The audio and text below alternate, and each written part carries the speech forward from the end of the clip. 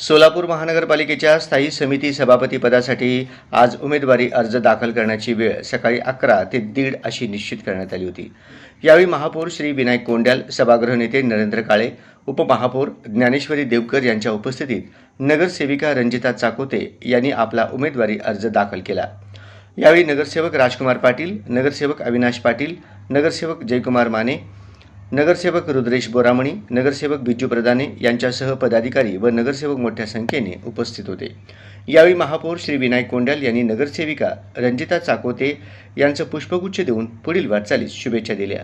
आपले पक्षनेते नरेंद्र काळे साहेब यांनी सांगितलं की रंजिताताई चाकोते यांचं नाव वरून या ठिकाणी डिक्लेअर करण्यात आलं आणि आता स्थायी समिती सभापती आज या ठिकाणी आपलं नॉमिनी भरणार आहे आणि 6 तारखेला या ठिकाणी निवड होणार आहे।